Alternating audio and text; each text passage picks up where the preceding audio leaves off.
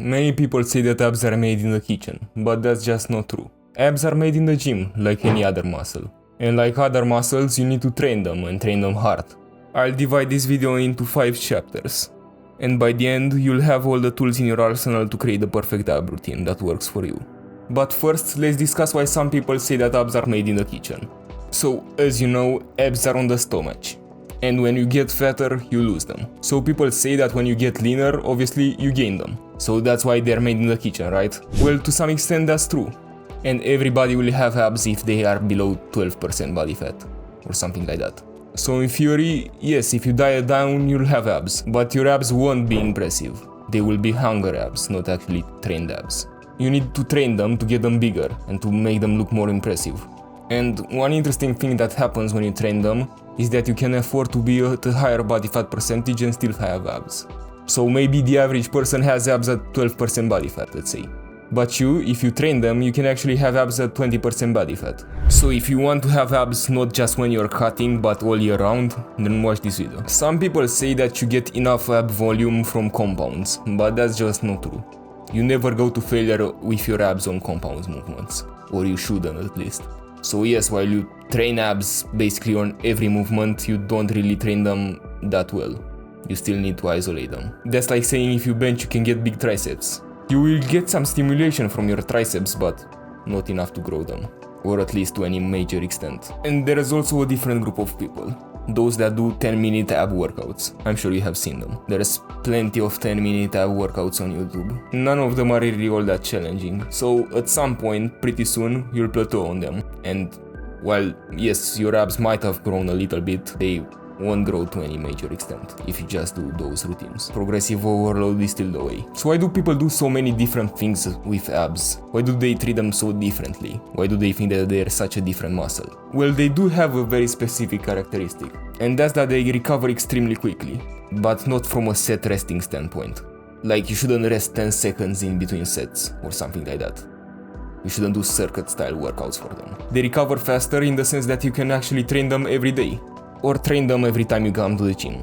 If you go to the gym 3 days a week, train them 3 days a week. If you come to the gym 4 days, train them 4 days, so on. Just train them every session, basically.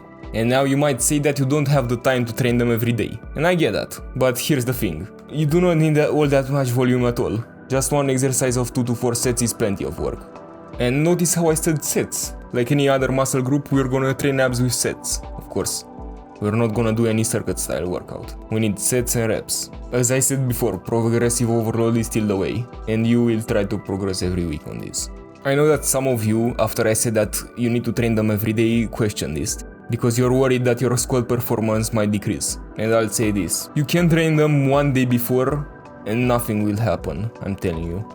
Yeah, the first session might be a little rough, but after some time your body will get used to it. I personally don't have any problem with this when I train abs before my squat session. Now, of course, maybe don't superset squats with ab work, that would not be a very good thing.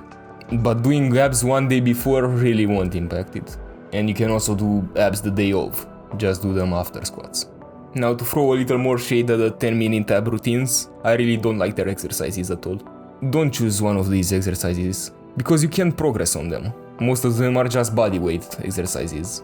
So how many reps could you do till you do like 100 reps? Yeah, don't do that. Just pick 1 to 3 exercises and you should be good for your whole lifting career, to be honest. Pick the ones that you love and that you can stick to. And of course ones that you can progress on. Here are a few. Any type of crunch, whether that's decline crunch, normal crunch, or machine crunch if you have access to that. Leg raises, again any type, whatever you prefer. Side bends, no, they're not dangerous. I'll make a video about them at some point. And Russian twists. And to be fair, if you only pick like leg raises or something like that and you do them every single day and you progress on them, your abs will be pretty massive. Especially if you're a beginner, 1 exercise is enough. Oh, and I forgot to mention, but your rep range for ab exercises should be somewhere between 8 to 15. I wouldn't really go lower than 8 and I wouldn't really go higher than 15. You can do that, however, if you want. There's not necessarily a problem with it. But try to vary the rep ranges. For example, 1 day you might do 8 to 12 on the leg raise. Another day you could be doing 10 to 15, just to change it up. Though as a beginner you don't need that. So to recap today's video, train abs every day, do 2 to 4 sets per day, with either a 8 to 12 rep range or a 10 to 15 rep range. Choose 1 to 3 exercises that you like. And I emphasize that you pick one that you like, because the one that you can stick to is the one that you should pick. In the long term it will always be better. Oh, but you need to also be able to progress on it. I don't care if you like doing those Flappy Bird ab exercises if you can progress on them. And do that forever. However, know that if you don't train hard, you won't see any progress. And you won't see results in your abs training. And actually many people train like bitches. Watch this video to make sure that you're not one of them.